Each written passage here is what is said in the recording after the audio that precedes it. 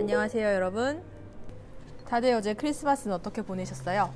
오늘은 지난 시간에 이어서 동전 지갑을 바느질 조금 해보고 그 다음에 여기에 어울릴 만한 텟을 만드는 걸 한번 해보려고 해요. 오늘은 베르제 블랑샤르로 구멍을 한번 뚫어 보려고 해요. 근데 이제 그 사선 목타, 그러니까 처음엔 유럽형 치즐, 그 다음에 다이아몬드, 프로 다이아몬드, 저희 평소에 쓰는 약간의 보급형, 얘네는 일본 거거든요. 얘네 프로 다이아몬드인데 얘네는 뚫으면 약간 다이아몬드가 되고 얘네는 뚫으면 사선이 이렇게 모양이 나오고, 그래서 얘네는 일본형 치즐, 뭐 얘네는 유럽형 그리프 이런 식으로 했었는데, 이 요즘 파는 그 사선형 목타가 거의 유럽식이라고 보시면 되고, 그 사선형 목타의 오리지널이라고 보시면 되는 베르제 블랑샤르예요. 그래서 베르제 블랑샤르의 사선 목타 말고도 뭐 돌도끼님, 뭐 MTL 되게 많은데, 저는 예전에 사놓은 게 있어서 뭐 요즘 걸 사본 적은 없어서, 이게 프로 다이아몬드랑 사선 목타 칠 때는 그리프의 두께가 좀 달라요. 얘 칠 때는 한 2.8 정도 해서 이제 조금 넓게 하고, 사선 목타 할 때는 2.4 정도 하고 조금 더 좁혀요. 그래서 그리프 라인이 바깥에 붙어서 그리프 라인의 안쪽으로 사선형 목타가 구멍이 뚫릴 수 있도록 해주는 게 포인트예요. 그리프 치고 한번 뚫어 보도록 하겠습니다. 뚫고 바느질 하고요. 그리고 이걸 이제 미리 준비를 해놨거든요. 원래 이제 이런 레몬 옐로우로 하고 싶었는데 얘 레몬 옐로우가 크리스페밖에 없어서, 근데 크리스페는 테스를 만들게 되면 뻗쳐가지고 가죽의 결과 상관없이, 그래서 어쩔 수 없이 그린 커리 컬러로 한번 준비를 해보았습니다. 얘로 이따가 테스를 만드는 것까지 살포시 보여드릴게요. 그래서 오늘은 밑준비를 조금 많이 해놨죠. 일단 그리프도 2.4 정도로 맞춰놨어요. 그래서 끝부분을 2.4로 쭉 표시를 해주고요. 크리스페 같이 가죽 고유의 텍스처가 있는 경우는 그리프가 잘 안 그려지는 경우가 많아요. 그래서 조금 세게 해서 뚫어주는 게 중요합니다, 여러분. 이렇게 해가지고 제일 처음은 항상 목타가 아니고 송곳으로 뚫어야 되는 거 아시죠? 제일 처음은 송곳으로 뚫어주고요. 그 다음부터 이 사선 그리프를 이용을 해서 한번 뚫어봐 주도록 하겠습니다. 보통 사선 그리프는 치는 용이 아니고, 특히 베르제 블랑샤르는 철이 되게 세지가 않아서 그리프 마킹용이라고 많이 하거든요. 근데 이걸 너무 세게 치지 않으면 충분히 구멍을 뚫어서 망치로 구멍 뚫는 데도 사용을 하실 수 있기 때문에 오늘은 망치로 쳐가지고 작업을 하는 거를 한번 보여드리도록 하겠습니다. 저희가 온라인 수강 준비를 할 때는 온라인 수강에서만 사용하는 이제 보급형 도구를만 사용해야 되거든요. 왜냐하면 드린 공구랑 다르면 안 되니까. 라이브 때는 원래 제 공구를 쓸 수 있어서 너무 즐거워요. 편해요. 일단 이것도 이제 가죽 망치인데, 우레탄 망치는 치면 가벼워서 좋긴 한데 이렇게 빡빡 박히지가 않아요. 힘이 약간 통통 튕긴다 그래야 되나? 근데 이 가죽 생지 말아놓은 이 망치는 빡빡하면 이 목타의 바닥까지 힘이 쫙 전달이 잘 돼서 그게 너무 좋아요. 근데 이제 가격이 이제 이런 애들은 한 8,000원, 9,000원이고 이런 애들 5만원 이렇게 되니까 그 처음 하시는 분들한테 이런 애들을 판매를 하기는 어려워서 보급형으로 다 준비를 했거든요. 근데 확실히 명장은 도구 탓을 안 한다던가 뭐 그런 얘기가 있긴 하지만, 초보한테는 이런 도구의 차이가 그래도 꽤 느껴지는 것 같아요. 사선 목타 칠 때는 구멍이 튀어나오게 하면 안 돼요. 그냥 딱 끝이 안감의 끝과 그 그리프의 끝이 거의 평평할 수 있는 수준까지 해도 바늘이 들어갔다 나오는데 전혀 불편함이 없기 때문에 구멍을 깊이 뚫어줄 필요가 없어요. 프로 다이아몬드는 뚫었을 때 한 0.5mm에서 1mm 정도 튀어나오게, 그 목타의 끝이 조금 튀어나오게 뚫는 게 좋은데, 사선 그리프는 그렇게 안 해도 구멍이 이미 사선으로 길게 뚫려 있기 때문에 너무 깊이 뚫어줄 필요가 없다는 사실 명심하시면 좋을 것 같고, 처음 시작할 때 보급형을 쓰면 제품 완성도가 많이 떨어지나요?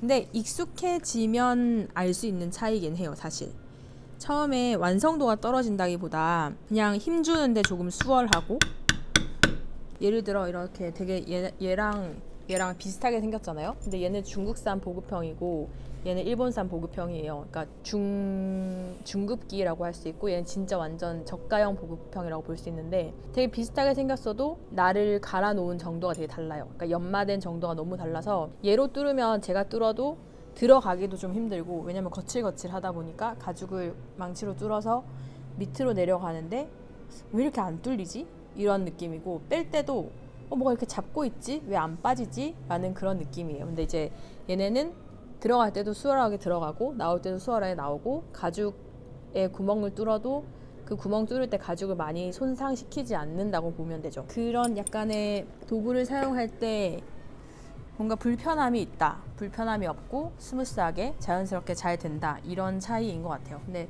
완성도에도 물론 영향을 좀 끼치긴 하겠죠. 근데 처음에는 사실 크게 이렇게 느끼지 못하는 정도일 수 있는데, 저는 너무 처음부터 비싼 걸 살 필요는 없다고 생각하지만 그래도 어느 정도 검증된 애들을 사는 게 2번 돈을 버리지 않는 길이라고 생각해요.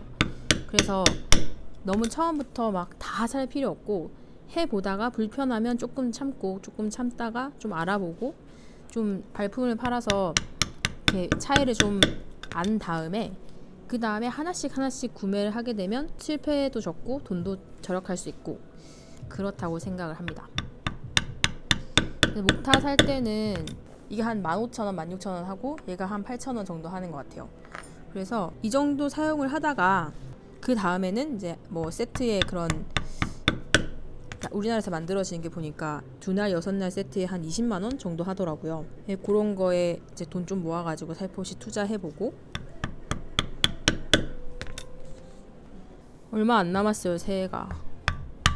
이번에 펭수가 그 제아의 종을 친다고 뉴스에 떴던데 진짜 웃길 것 같아. 라운드 부분 사선 모타는 2날 이용해서 똑같아요. 그 프로 다이아몬드 치즐이랑 똑같아요. 이렇게 뚫고 2날짜리 뚫고 마지막 담이랑 겹쳐서 한 번 더 뚫고 또 마지막 담이랑 겹쳐서 한 번 뚫고, 이런 식으로 돌리면서 라운드 부분 목타로 쳐주시면 돼요. 모든 목타는 그렇게 사용하시면 되는 것 같아요. 칼로 상콤상콤하죠? 되게 상콤상콤한데, 그럼 여기서 이제 바느질을 한번 해보도록 하겠습니다. 상큼하게 레몬 컬러로 스티치를 넣어보도록 할게요. 지금 보시는 거는 크리스페 그린 컬러에다가 레몬 옐로우 컬러로 지퍼를 했고, 스티치도 링가블레 까나리 색상으로 바느질을 해보도록 할게요. 마무리 바느질을 해보겠습니다. 셋담 전에 마무리하는 바느질을, 마지막은 초산수지로 해도 되지만 실을 한번 꼬아서 하면 중간에서 한번 묶어주는 역할을 하기 때문에 웬만하면 안 빠져요. 이렇게 해서 바로 끊어봐 주도록 하겠습니다. 쌍콤하다. 엄청 쌍콤하죠? 바느질은 일단 한쪽만 먼저 해놓고 한번 그 다음에 테스를 만들어 보도록 하겠습니다. 근데 방법을 보여드리면서 해보도록 할게요. 테슬 만들 때는 두께를 한 0.8, 0.6 그 정도로 알려주셔야 돼요. 가죽에 따라 좀 다르지만 0.6에서 0.8 정도 해야 이렇게 다 일일이 이렇게 가로로 막 잘라놓고 실타래처럼 잘라놓고 이렇게 굴리는 거거든요. 굴리면 이제 이게 술이 막 나와서 테슬처럼 되는 건데, 여기에 그 패턴을 이렇게 만들었어요. 이렇게 만들어서 얘를 대고 전체 사각형 잘라놓고 이 부분을 자르고 5mm 넘겨가지고 자르고 쭉 잘라서 이렇게 머리카락처럼 만들어주는 거예요.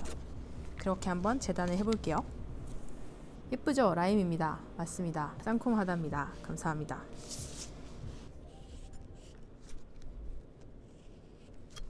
이렇게 이제 사각형으로 먼저 잘라줬어요. 이렇게 잘라줬죠? 잘라주고 여기 이만큼 패턴에 파져 있잖아요. 여기를 일자로만 자르고 또 자르고 해서 이렇게 일자로만 계속 옮겨가면서 재단해주는 거예요. 물론 철형 같은 거를 맞추면 편하지만 철형도 일정 사이즈가 이상이 되면 되게 사이즈가 커지기 때문에 프레스가 필요한데, 일반 손으로 해서 하는 프레스는 힘이 약해서 칼이 많은 애들은 쳐주질 못해요. 그래가지고 집에서 할 수 있는 방법으로 재단을 해봐 드릴게요. 저 내년에 목표가 있어요. 키워드. 제 키워드가 있어요. 소통과 여유. 이게 사람들이랑 얘기를 하려고 해도 마음에 그 얘기를 담을 수 있는 여유가 있어야 대화가 잘 되거든요. 내가 바빠서 나 들어가서 일해야 되는데 라는 생각으로 가득 차 있으면 앞에 사람 얘기가 잘 안 들려요. 계속 내 머릿속에 오늘 이거 하고 이건 몇 시에 누구 만나야 되고 몇 시에 뭐 해야 되고 이런 생각만 하고 있지. 보여드릴까요 한번? 이런 식으로 자르고 있어요. 이렇게 일자로. 이게 가죽칼로 해야 이렇게 늘어나지 않고 되기 때문에 커터칼보다는 가죽칼을 훨씬 추천드리는 편입니다. 커터칼은 힘이 없어서 커터칼로 하면 늘어나요, 가죽이. 그리고 패턴을 올려놓거나 아니면 자를 올려놨을 때 가죽이 밀리지 않게 전체적으로 쫙 잘 잡아줘야 돼요. 끝까지. 중지, 엄지, 검지 있으면 중지, 검지, 엄지로 이렇게 최대한 크게 해서 끝나는 부분을 뭐 자로 잘 눌러준다든지 패턴으로 잘 눌러준다든지 해서 가죽이 이렇게 밀리지 않게 하는 게 왼손의 역할이에요. 재단을 할 때. 처음부터 끝까지 일자로 쫙 돼요. 안 그러면 아니면 이렇게 가다가 뒤를 꾹 눌러서 이렇게 있다가 오다가 꾹 눌러서 해주면 가죽이 늘어날 일이 별로 없죠. 근데 제가 공방하면서 커터칼에 손 다치시는 분들은 되게 많이 봤어요. 막 붕대 감을 정도로 커터칼에 손 다치신 분들은 많이 봤는데 가죽칼에 손 다치신 분들은 지금까지 한 번도 못 봤어요. 저 포함해서. 그렇게 심하게 막 피가 철철 날 정도로 다친 경우는 없었어요. 지금까지. 그래서 커터칼보다는 가죽칼이 훨씬 안전해요. 이걸로 뭐 힘을 줘서 썰 건 아니니까. 1월에 세미나 있어요. 보강의 길. 1월 셋째 주 토요일에 보강의 길 세미나가 있습니다. 자, 이렇게 예쁘게 다 재단을 해보았습니다. 이 상태로도 되게 예쁘지 않아요? 이렇게 재단했고요. 그리고 아까 스트랩 될 부분은 이렇게 디링 넣어가지고 할 거거든요. 끝을 먼저 이렇게 붙여볼게요. 붙이고 여기는 리벳으로 고정해보고 얘를 이제 본딩 해가지고 돌돌돌 마는 거 한번 보여드릴게요. 끝에 한 10mm 정도만 본딩을 하고요. 그리고 안쪽은 일단 위에 이만큼 남겨놓은 게 15mm를 남겨놨거든요. 이 15mm의 안쪽은 전체를 다 본딩을 해주시면 돼요.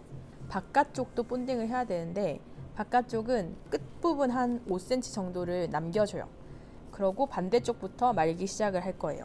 테슬이 되게 간단하게 만들어 보기 좋은 아이템인 것 같아요. 뭐 선물할 때도 그렇고 고리의 끝부분도 한 15mm, 10에서 15mm 정도 본딩을 해놔주세요. 지금 일단 안쪽은 다 본딩 했죠. 위에 15mm 정도를. 그리고 바깥쪽 끝에 한 5cm 남겨두고 안쪽을 모두 본딩을 해줍니다. 본딩 안 된 부분 있죠. 이 부분의 반대쪽에다가 끝부분에 얘를 한 10mm에서 15mm 정도 넣어놓고 이렇게 만들어줘요. 이 바깥쪽에 본딩 안 된 부분에. 안쪽은 다 본딩 해줬고 그리고 얘네를 돌돌돌 감아줘요. 이런 식으로 지금 감고 있거든요. 이렇게 감아줘요. 그럼 이제 치마를 랩스 커트가 이렇게 돌돌돌 말려지는 것처럼 되는 효과가 있습니다.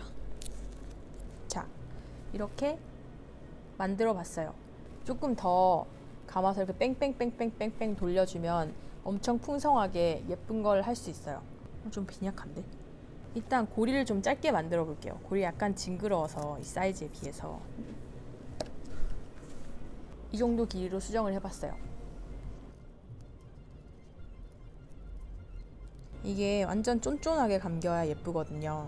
테슬도 가죽 결 방향에 따라서 모양이 좀 다른데 지금은 바깥으로 이렇게 처지잖아요. 아까 펼쳐진 이 가로 방향으로 가죽이 늘어나는 거예요. 근데 이걸 조금 이렇게 오므리게 하고 싶다 라고 하면 위아래가 늘어나는 방향으로 가죽을 재단을 해주시면 돼요. 구멍을 2개만 뚫어가지고 바느질을 이렇게 해주면 튼튼하게 사용을 하실 수가 있는 거죠. 송곳으로 뚫을 때는 망치로 하는 것보다 손으로 이렇게 뚫어가지고 하는 게 그 수직을 잘 맞출 수 있어요. 위에서 아래까지 이 레몬 옐로우로 위아래로 감아서 한 3번씩 감아가지고 마무리를 해보도록 할게요.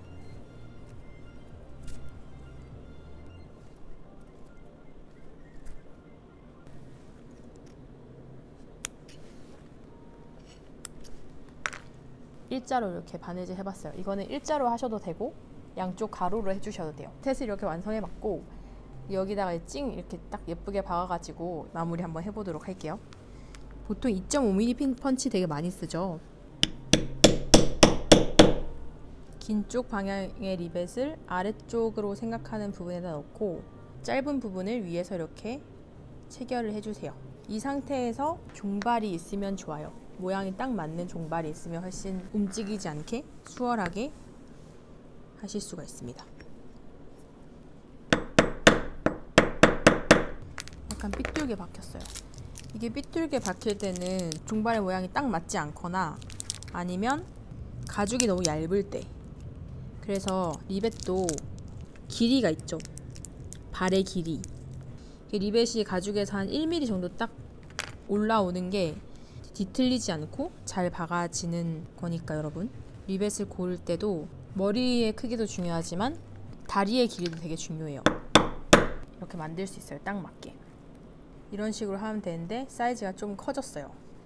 오늘 이 탯을 만드는 방법 응용해가지고 조금 크게 하려고 하면 길면 길수록 풍성하게 할 수 있고, 뭐 길이나 이런 것들은 내가 원하는 대로 할 수 있으니까 이렇게 응용해가지고 한번 만들어 보세요. 근데 역시 프로 다이아몬드보다 사선 그리프가 사선이 좀 더 잘 나오는 것 같긴 해요. 제가 예전에 비교해가지고 영상 올린 게 있었는데, 근데 프로 다이아몬드는 초급자나 이렇게 접근하기가 되게 쉽고 사선으로 하면 뚫기가 좀 어려운 게 있어요. 근데 사선으로 먼저 쓰신 분들은 프로 다이아몬드 쓰기가 더 힘들다라고 하시는 분들도 계시긴 하더라고요. 그래서 어쨌든 내가 가진 공구를 최대한 활용해서 사용하는 게 제일 중요한 거니까, 보강의 길도 그렇고 가죽의 결도 그렇고, 평소에 저도 수업을 하면서 가죽이나 보강에 대해서 설명을 하긴 하는데 전체적으로 이거를 쫙 늘어놓고 설명을 해드리긴 어렵잖아요. 왜냐면 우리는 기본적으로 만드는 걸 가르쳐 드리는 수업이다 보니, 그러면 가죽 한 장 사오시면 이 가죽의 특성에 대해서 알려드리고, 또 그 다음 가죽 사오시면 이 가죽의 특성에 또 알려드리고, 보강도 마찬가지로 이번에는 뭐 LB 마석 쓰고 뭐 다음에는 뭐 실루피나 본텍션 이런 걸 쓰는데, 그걸 비교를 순간에 하면 제일 좋은데 그 순간에 해서 하기에는 아무래도 만드는 수업에 집중이 안 되다 보니 그런 부분을 이제 특강이나 세미나로 빼가지고 이제 이렇게 만나서 얘기를 하게 되는데, 보통 세미나는 1시간에서 1시간 반 정도 진행이 돼요. 그럼 이제 1시간 정도 동안 제가 막 얘기를 해드리고 한 20분에서 30분, 길면 한 40분까지 또 이제 Q&A 질의응답이 많으면, 오신 분들이 질문이 많으시면 1시간 40분에서 2시간까지 될 때도 있어요. 아마 공방마다 주로 쓰는 보강제가 있을 것 같은데, 뭐 LB, 본텍션, 뭐 실루피, SL, 뭐 스판레이온, 고발포, 인솔 뭐 등등등 되게 많아요. 그래서 적어도 한 10가지 정도는 기본적으로 사용을 하고 있는데, 그 중에 쓰는 대표적인 7가지 정도에 대해서 얘기를 드리고, 어떤 가방에 어떤 보강제를 쓰는지, 보강을 대는 방법이나 뭐 더싱이나 보강도 이제 한 번 더 보강을 해주는 때도 있고, 뭐 크고 작게 되게 많이 했더라고요. 그래서 내년에도 세미나는 계속 할 거고, 그리고 내년에는 그러니까 자격 시험 준비하는 그런 반도 오픈을 해볼 예정이에요. 패턴 특강을 좀 더 만드는 거 붙여가지고 3급 뭐 따로 2급 따로 이렇게 준비하는 그런 수업도 한번 만들어 보려고 하고, 세미나도 지금까지 했던 거 말고 좀 더 궁금해 하시는 게 PR 뭐 이런 거거든요.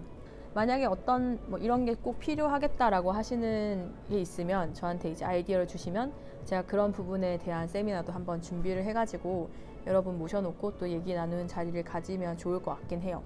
지금 라이브로 이렇게 저 얘기를 해보니까 평소에 수강생들이 하는 질문과 비슷한 것도 많지만 아닌 것도 있고, 그래서 좀 신선했던 것 같아요. 그래서 내년 1월까지는 계속 라이브를 해볼 생각이에요. 왜냐면 내년 1월까지 전 목요일 계속 출근을 할 거거든요.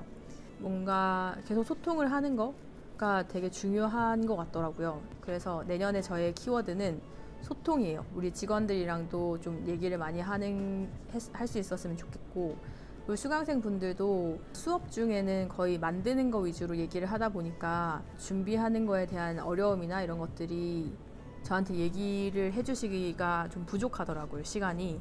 그래서 내년에는 그 수강생 분들이랑도 나가서 밥도 먹고 얘기도 좀 많이 하고 뭔가 창업 준비하는데 좀 도움을 드리고자 하니까 얘기 많이 나눴으면 좋겠고 다 같이 좀 여유가 있는 그런 2020년 한 해였으면 좋겠습니다. 오늘이 이제 2019년 마지막 라이브 방송이기 때문에 이런 얘기를 하면서 한번 마무리 해보도록 하고, 여러분도 내년에 올해 정리 잘 하시고 내년에 어떤 그 1년이 될지 한번 계획을 천천히 세워볼 수 있는 그런 연말이 되셨으면 좋겠습니다. 그럼 우리는 내년에 만나요. 새해 복 많이 받으세요.